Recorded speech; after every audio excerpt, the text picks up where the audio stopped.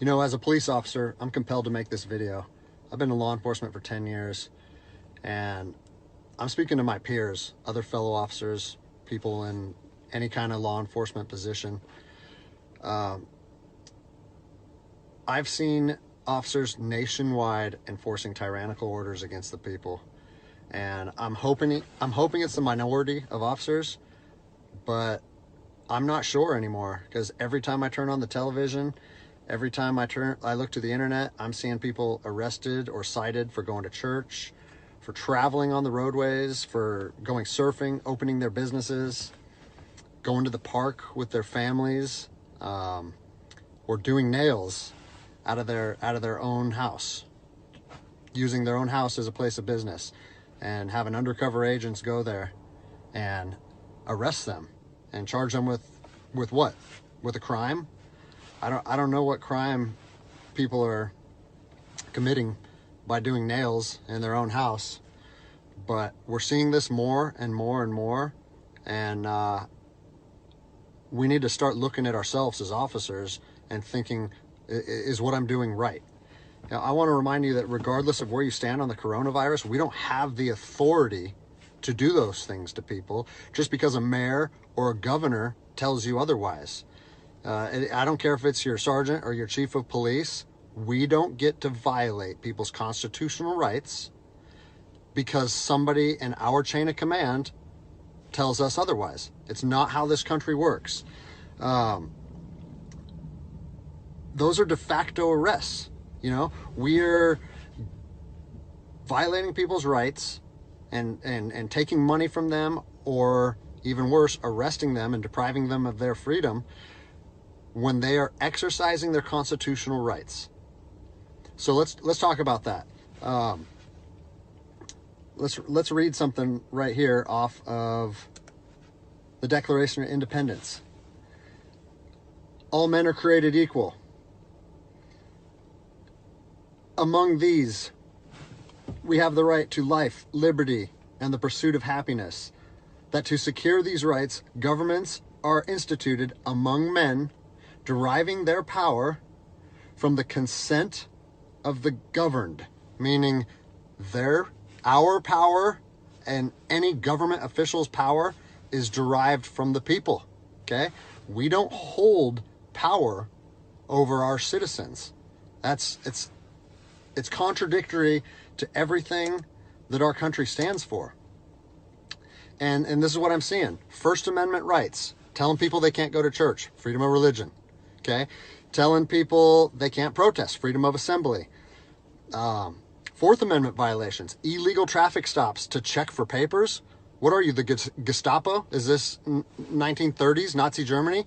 You don't get to stop people unless you have reasonable suspicion or probable cause that they have committed a crime. And I know people that have personally been stopped saying, we want to see papers showing that you're essential. David 2, copy a phone call. That is not how our job works, okay? What really has been pissing me off lately is the fact that these officers that are going out here and enforcing these tyrannical orders, what they're doing is they're making my job and my safety, or they're putting my job and my safety at risk. Because what you're doing is you're widening the gap between public trust and law enforcement officers. And what that's going to do is it's going to, I mean, look at what's happened to law enforcement in the last 10 years. Less and less public trust, and more often than not, that is a result of isolated incidents that get blown out of proportion. Well, they're not isolated anymore. They're happening every single day. And the thing that I want you guys to realize is that our power that we hold as law enforcement officers is nothing more than a facade. It's a badge and a gun. And people, you don't realize, if you haven't lived in anarchy, if you haven't seen combat, things can be stripped from people in a heartbeat.